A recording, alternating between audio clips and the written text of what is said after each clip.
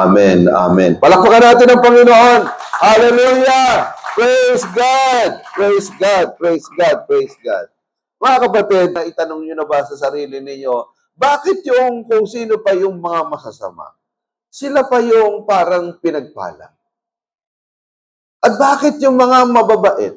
Parang sila pa yung parang laging napapahamak o nasa kahirapan.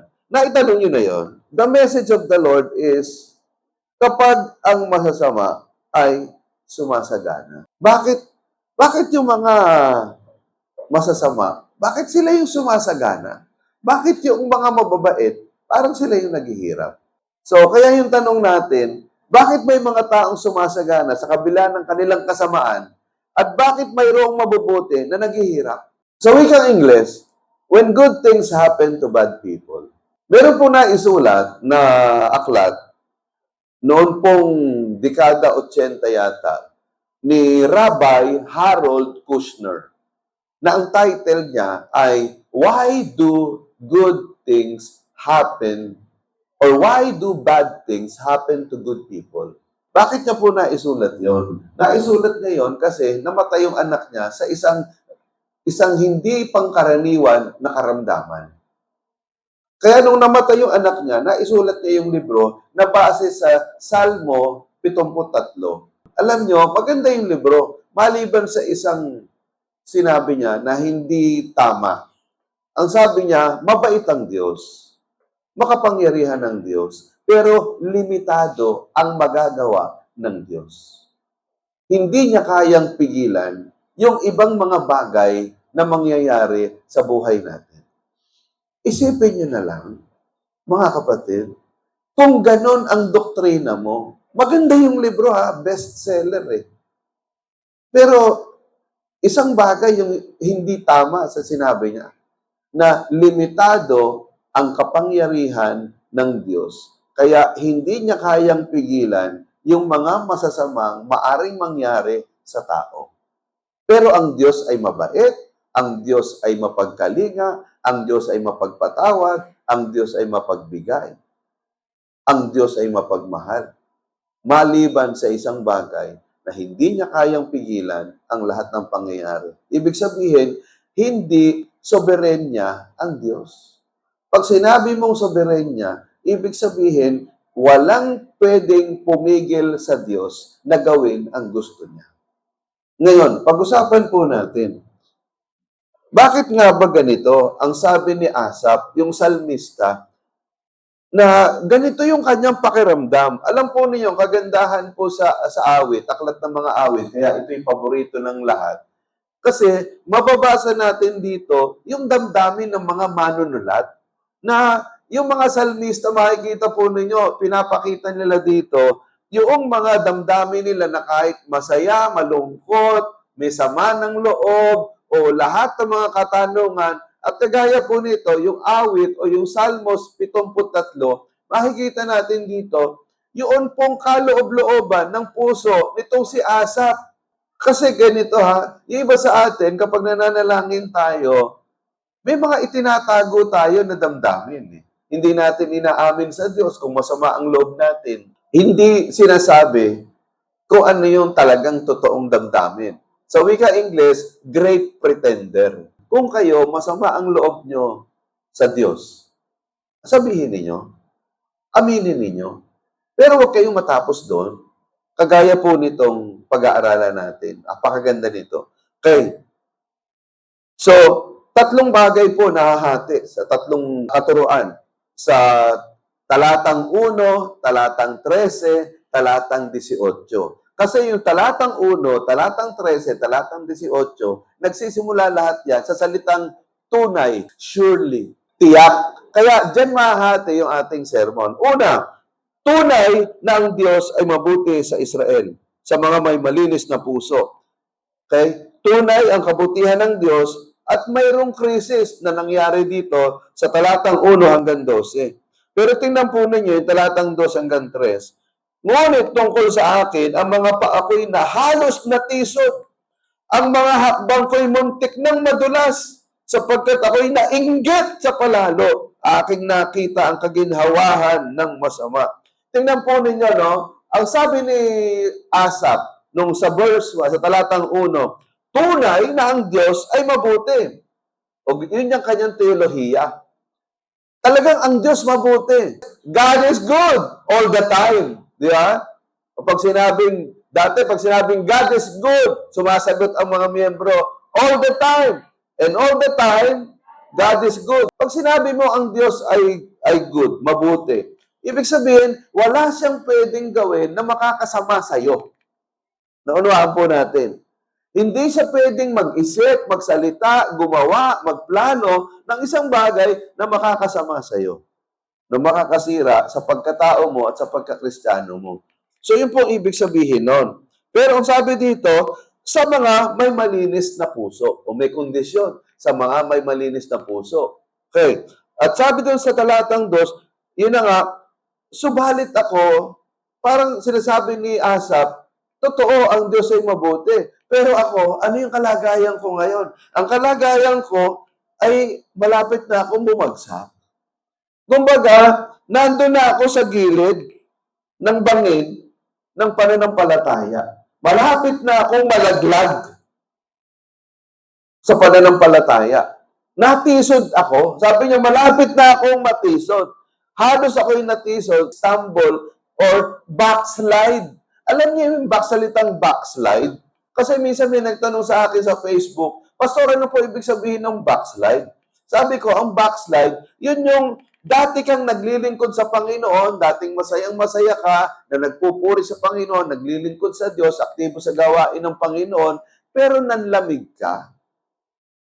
At unti-unti kang tumalikod sa paglilingkod sa Panginoon. Yun ang ibig sabihin ng salitang backslide. Merong mga open backslider at merong mga secret backslider. Yung mga secret backslider, uma-attend ng church yan, pero wala ang isip sa ginagawa.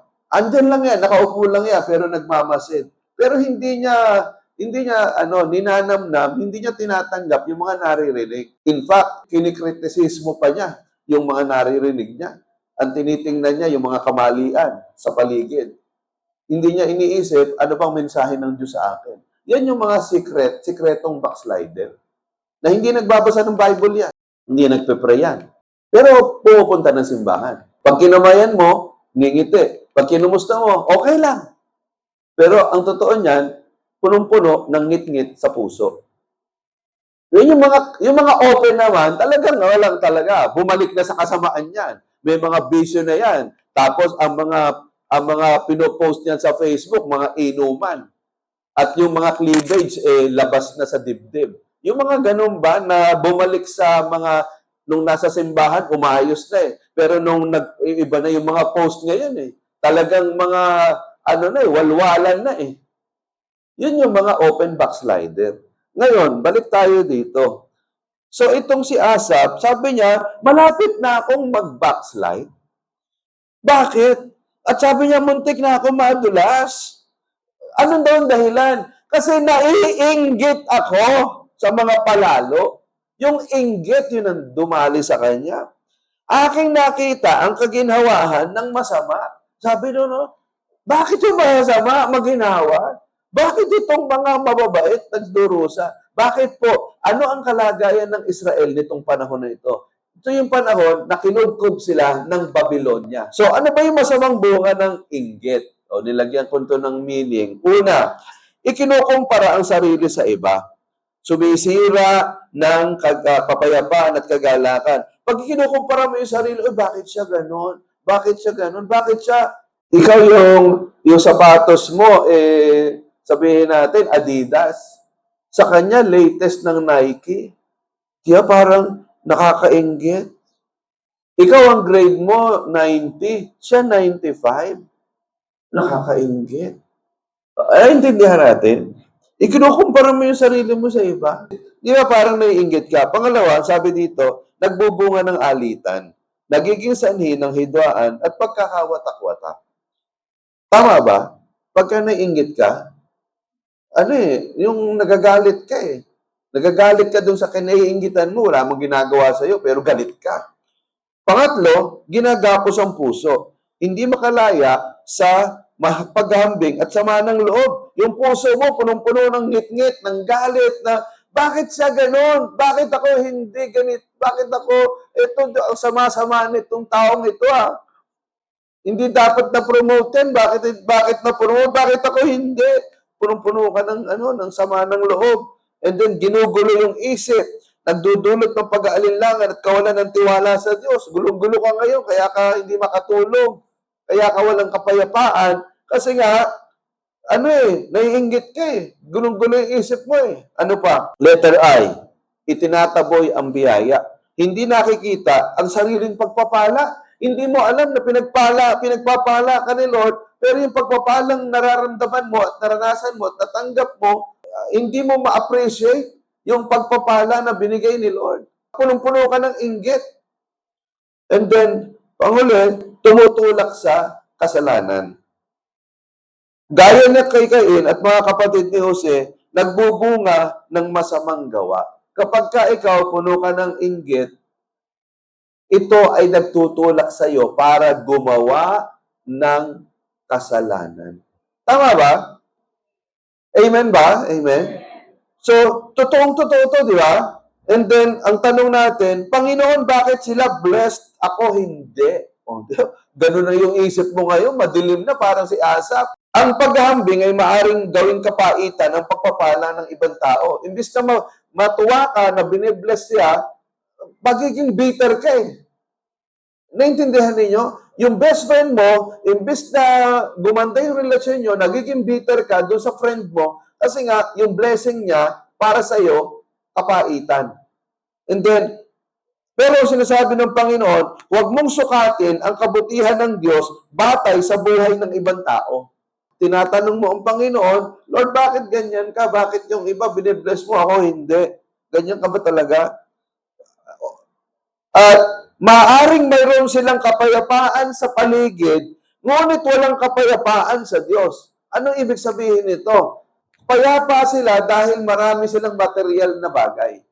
Doon nandun ang kapayapaan nila. Pero walang tunay na kapayapaan na galing sa Diyos.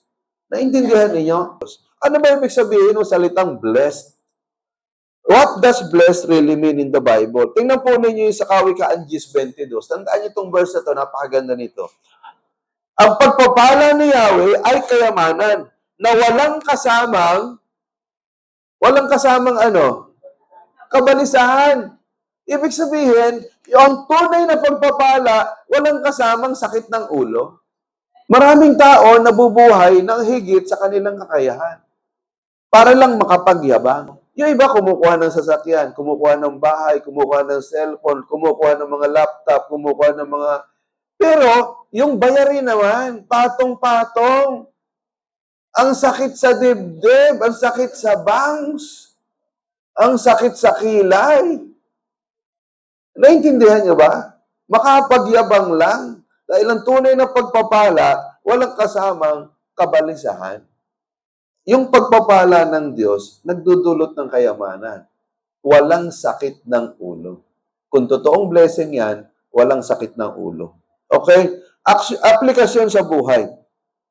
Maaring mayroon ng isang tao, magandang bahay, ngunit wasak naman ang pamilya. Maraming pera, ngunit walang kapayapaan at gulong-gulo ang kaisipan. Maraming tagasunod, ngunit walang tunay na pagmamahal. Tagumpay sa pinansyal, ngunit talunan sa espiritual na kaligtasan. Impluwensya sa maraming tao, ngunit wala namang pabor galing sa Diyos. Maaring maraming bagay ang mayroon ang masama ngayon, ngunit hindi ibig sabihin na sila ang tunay na pinagpala. Huwag mong ipagkamali ang maginhawang buhay sa pinagpalang buhay. Magkaiba po yung maginhawang buhay sa pinagpalang buhay. Hindi baling hindi na maginhawa ang buhay natin, pinagpala naman tayo.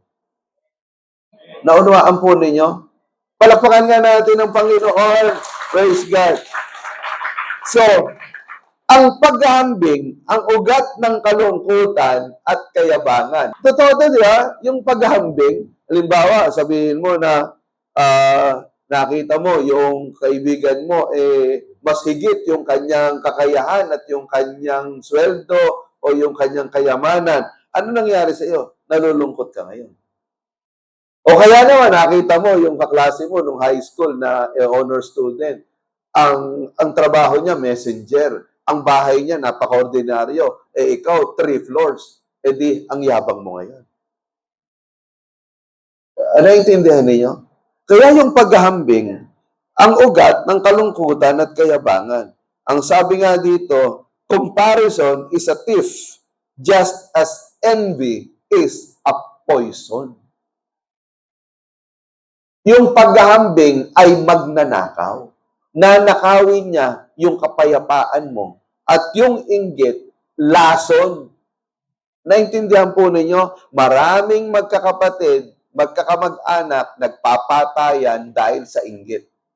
Tingnan niyo si Abel saka si Cain. Ang unang pagpatay sa Bible nangyari dahil nag-inggit si Cain kay Abel. Mas pinaburan ng Diyos si Abel kaysa kay Cain. Kaya pinatay ni Cain si Abel. Naunawaan po ninyo? Yun yung inggit. Nakakamatay yan. Okay. Pangalawa, tunay ang kapaitan at ang kalituhan. Ang sabi doon sa talatang 13, basahin nga natin. Tunay na nilinis ko ang aking puso nang walang kabuluhan. Aba, wala palang kabuluhan yung aking paglilinis ng puso, yung aking kabutihan, yung aking pagsunod sa Diyos. Ang sabi ni Asaph, walang kabuluhan. Ano ang sabi nitong si Albert Barnes sa kanyang komentaryo? Tinagalog ko po ito. Ang sabi dito, ibig sabihin, wala palang pakinabang ang lahat ng aking pagsisikap na maging dalisay at banal. Hindi nito nadadala ang pabor ng Diyos. At para bang mas mabuti pang mamuhay sa kasalanan? Magpakasasa sa mga kalayawan ng laman at gawing bahagi ang sanlibutan. Wala ring nakukuha mula sa lahat ng aking mahihirap na pagsasanay sa sarili.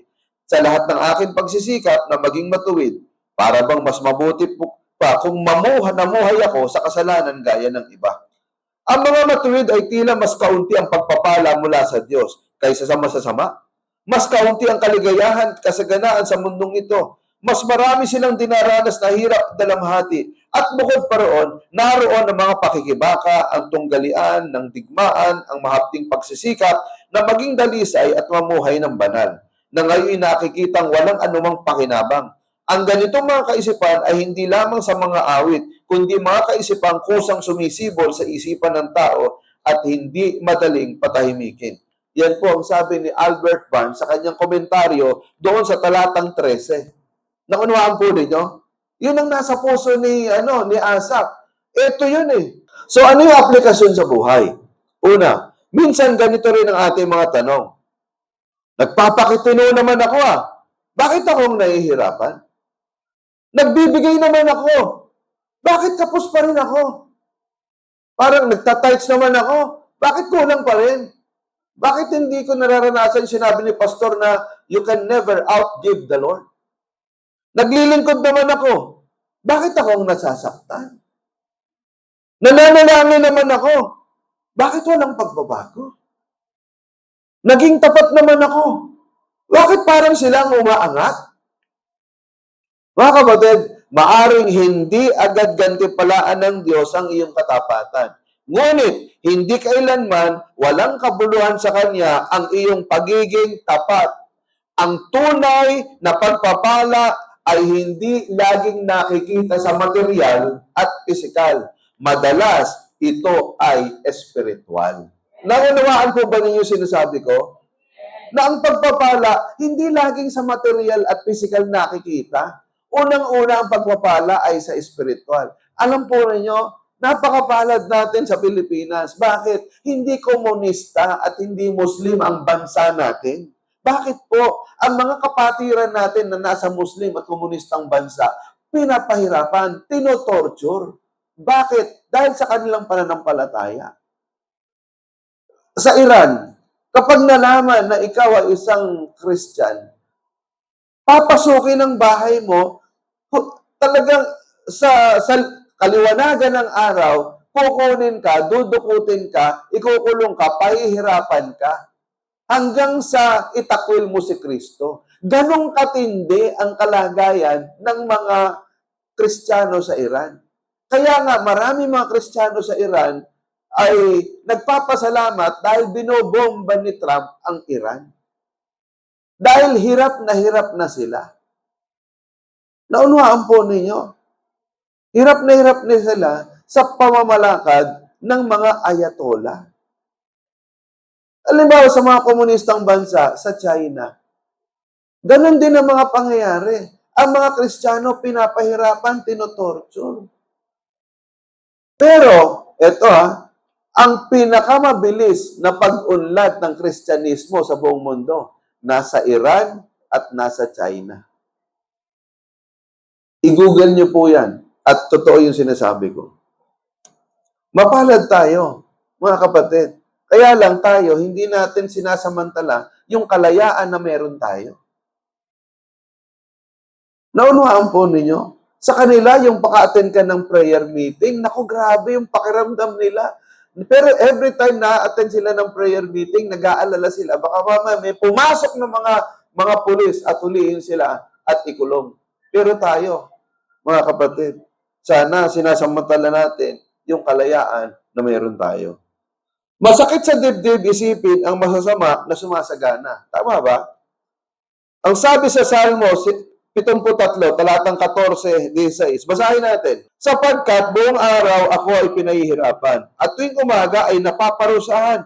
Ngunit ng aking isipin kung paano ito unawain, sa akin ay parang napakahirap na gawain. Ano ibig sabihin nito? Kapag ka iniisip ni Asaph na yung mga masama, sumasagana, grabe, natotorture siya. Sumasakit yung kanyang isip, sumasakit yung kanyang dibdib. Hindi niya maipaliwanag. Alam po ninyo na naunawaan ko to si Asaph. Bakit? Kapag naiisip ko na yung mga politiko natin na mali-maleta, kondo-kondo, ang mga ninanakaw sa kapangyaman, sumasakit talaga yung dibdib ko. Bakit po? Dahil ang panalangin ko sa Pilipinas, yumaman. Matagal ko nang ipinapanalangin, Panginoon, gawin mo naman kaming kasing yaman ng South Korea at Singapore.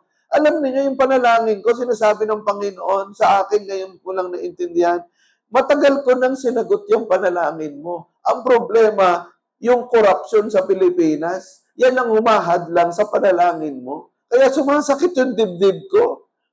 Alam natin, di ba? Alam natin yung katotohanan. Milyon-milyon, bilyon-bilyon, trilyon ang ninanakaw sa kabangyaman ng Pilipinas, ng mga politiko.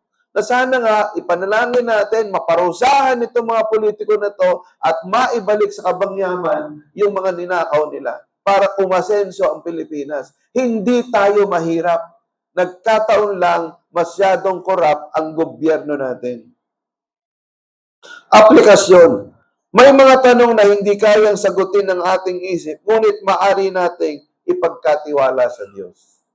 Totoo yan.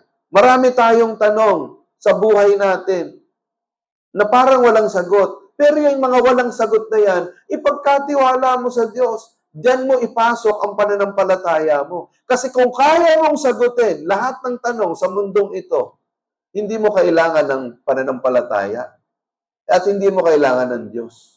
Ibig sabihin, Diyos ka na eh. Kaya mo nang sagutin lahat eh. Pangalawa, hindi mo kailangan maunawaan ng lahat upang magtiwala sa Diyos na nakauunawa ng lahat. Hindi mo pwedeng sabihin, Panginoon, bago ko pagtiwalaan itong bagay nito, bago ka maniwala sa himala, kailangan maunawaan ko muna to. Aba, hindi totoo yan. Kasi yung himala, mahirap maunawaan. Kaya nga tinawag na himala eh. Naintindihan po ninyo? O tingnan ninyo, umaraw, mula Huwebes ng hapon hanggang ngayon umaaraw. Anong tawag dyan? Himala. Bakit? 3 bagyo ang nakaamba sa atin Yun ang weather forecast eh. Pero bakit ang tindi ng araw ngayon? Anong tawag dyan? Himala. Naunawaan po ninyo? Palakpakan nga natin ang Panginoon. Ang pananampalataya ay hindi pagkakaroon ng lahat ng sagot. Ang pananampalataya ay pagtitiwala sa Diyos sa mga bagay na hindi mo alam ang sagot. Are you with me? Are you listening?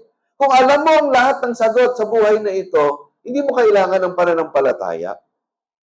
Naunawaan po natin, ang kailangan natin, pangako ng Diyos.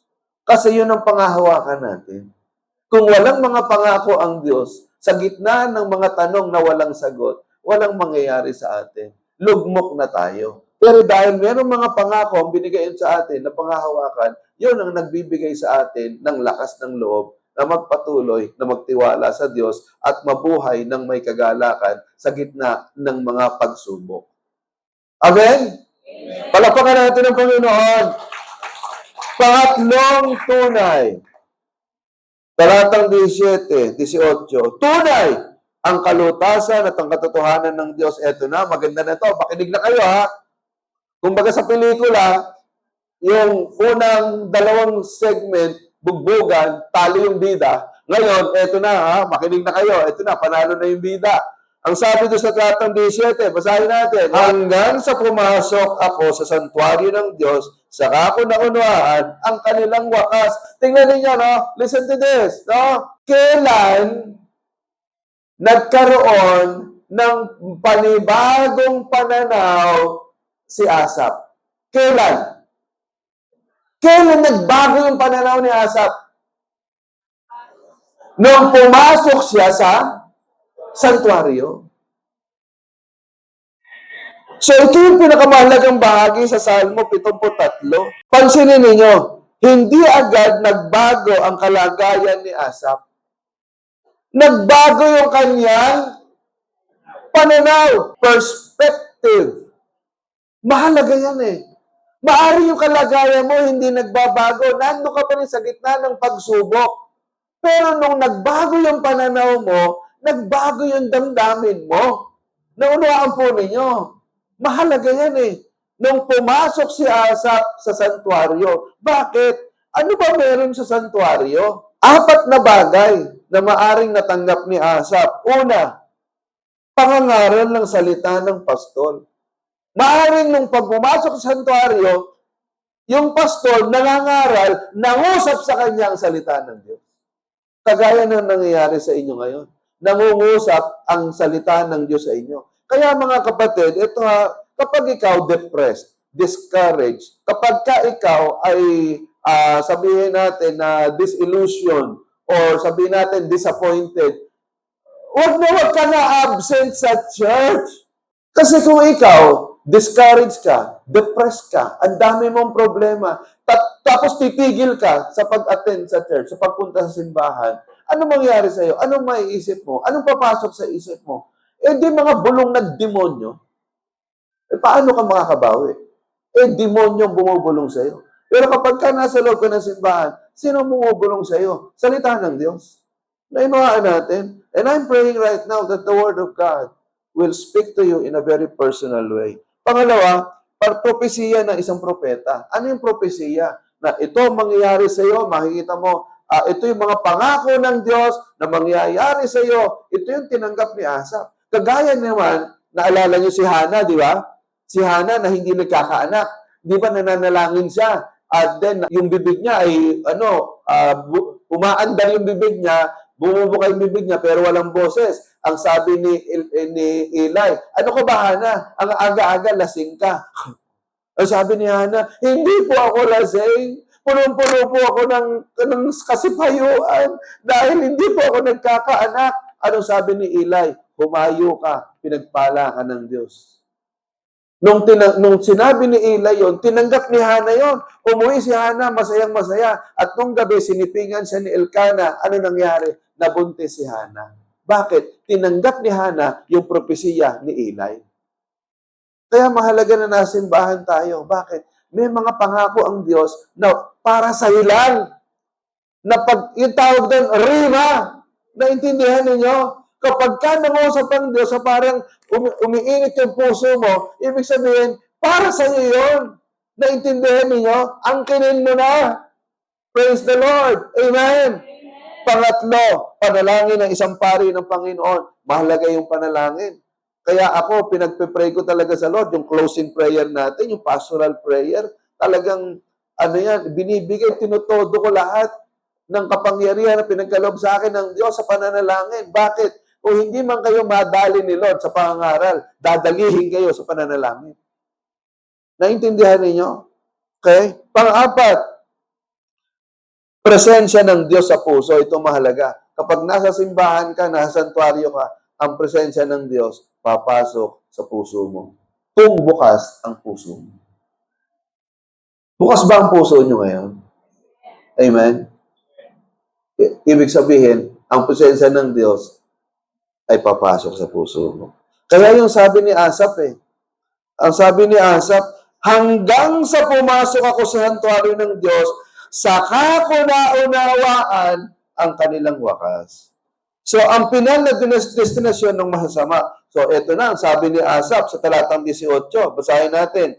Tunay na madudulas na ako, na dako sila iyong inilalagay. Iyong ibinabagsak sila sa kapahamakan. Gaya na lamang ang pagkawasak nila sa isang iglap. Tinatangay na lubusan ng mga sinda. Sila'y gaya ng panaginip kapag nagigising ang isang tao. Sa pagkagising, ang kanilang larawan ay hinahamak mo. So tingnan po ninyo, nakita na ni Asap na itong mga masasama na ito na sumasagana, ang katapusan nila ay hindi maganda. Naunawaan po ninyo, ibinabagsak sila sa kapahamakan. Pagkawasak ang naghihintay sa kanila para silang nagising sa isang bangungot. Ang kanilang larawan ay hinahamak ng Diyos. Yun ang sabi ni Asap. Naunawaan ni Asap. So ano yung aplikasyon sa buhay?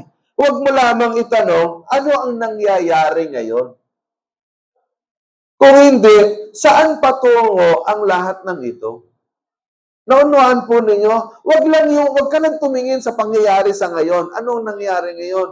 Kasi ang mahalaga, yung katapusan. Ang sabi nga ni Haring Solomon sa Ecclesiastes 7:8, sa wikang English, the end of a matter is better than its beginning. Ang katapusan ng isang bagay ay mas mabuti kesa sa simula nito. Naunawaan natin. Pangit man yung kalagayan mo ngayon. Pangit man yung simula mo. Pero tandaan mo, mas mahalaga sa Diyos yung katapusan mo. Naunawaan natin, mahirap ka man ngayon, pero sa langit, milyonaryo ka.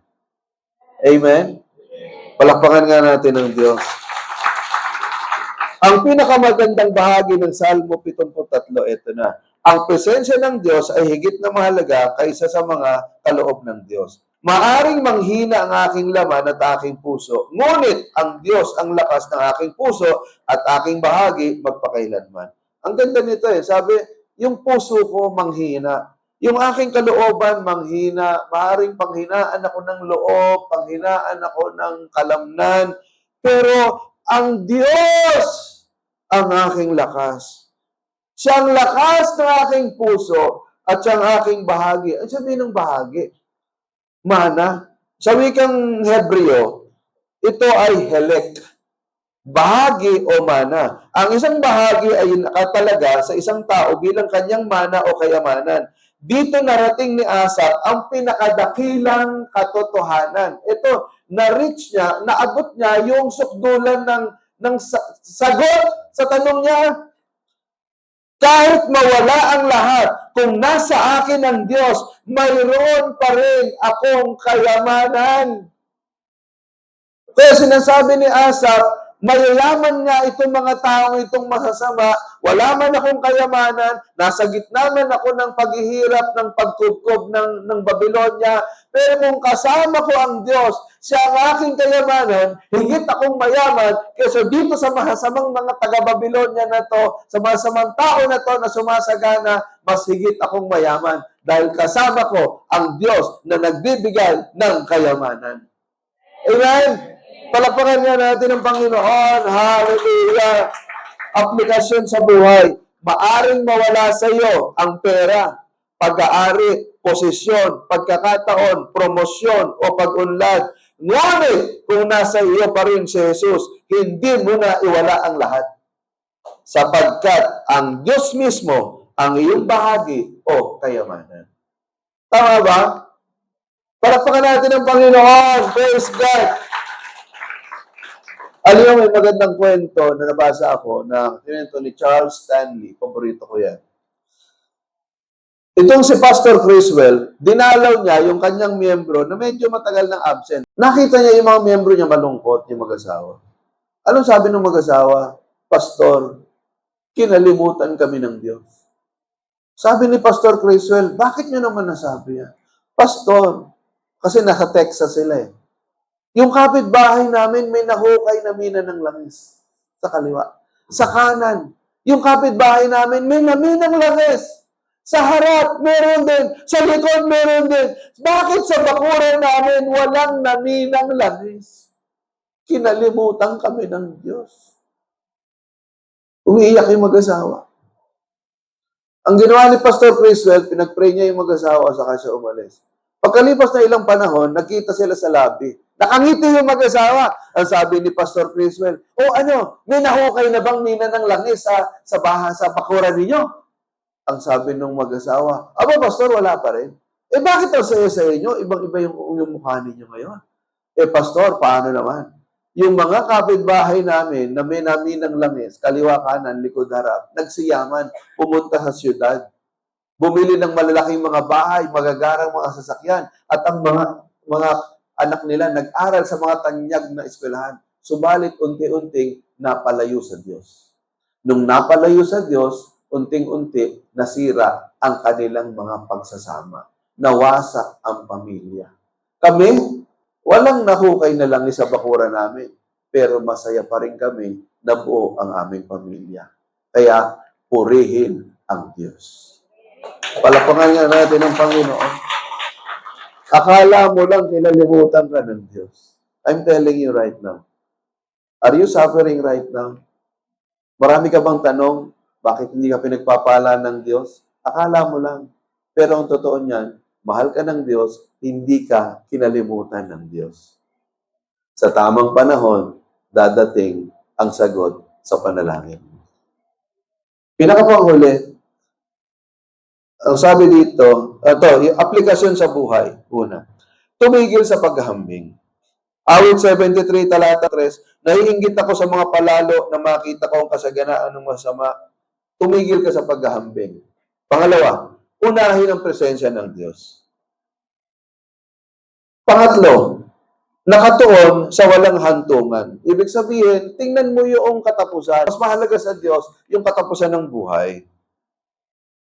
So, sunod, alalahanin ang katapatan ng Diyos. Ang sabi sa talatang 23-24, gayon may lagi akong sumasayo, hinawakan mo ang aking kanang kamay. Panghuli, letter Y, yakapin ang Diyos bilang iyong pinakamalaking kayamanan. Talatang 25-26, sino ba ang nasa langit kundi ikaw? At sa lupa, wala akong ibang ninanais kundi ikaw. Napatunayan ni Asaph na higit sa lahat ng kayamanan at katanyagan sa mundong ito, yung mapa sa iyo, ang Diyos, yun ang pinakahigit na kayamanan. Pinakahuli, sa Roma 8:17-18, basahin natin, at tiyamang mga anak, tayo'y mga tagapagmana ng Diyos at kasamang tagapagmana ni Kristo, sapagkat kung tayo'y kasama niya sa pagtitiis, tayo'y makakasama niya sa kanyang kaluwalhatian. Para sa akin, ang mga pagtitiis natin sa kasalukuyan ay hindi mayahambing sa kaluwalhatiang ipahayag sa atin balang araw. Wow! Purihin ang Diyos. Alam niyo, yung paghihirap natin sa mundong ito, baliwala lahat yan dahil merong langit na naghihintay sa atin. Kung maunawaan lang natin kung anong naghihintay sa atin sa langit, magkakaroon tayo ng kagalakan sa gitna ng kahirapan. Palakpakan natin ang Panginoon. Praise God. Salamat po, O Diyos, sa umagang ito. Napakabuti po ninyo. Dalangin po namin, Panginoon, na ang mensaheng ipinagkaloob po sa amin ay maitanghal at maikintal sa aming mga puso. Dalangin po namin, Panginoon, na huwag po pong hayaan na kami ay mabuhay sa inggit at sa pagkukumpara. Mabuhay po kami sa katotohanan na ang pinakadakilang kayamanan ay ang tanggapin ka bilang Panginoon, Diyos, tagapagligtas na aming buhay, at ang aming pangalan ay nakasulat sa aklat ng buhay. Salamat po, Panginoon. Alam namin na sa takdang panahon, ang kasagutan sa aming mga panalangin, ang mga pagpapala ay darating. At sa panahon na yon, iiyak kami, hindi dahil sa kalungkutan, kung hindi dahil sa kaligayahan. Salamat po sa pangalan ng Panginoong Jesus. Amen. Palakpakan natin ang Panginoon. Praise God. Hallelujah. Purihin ang Diyos.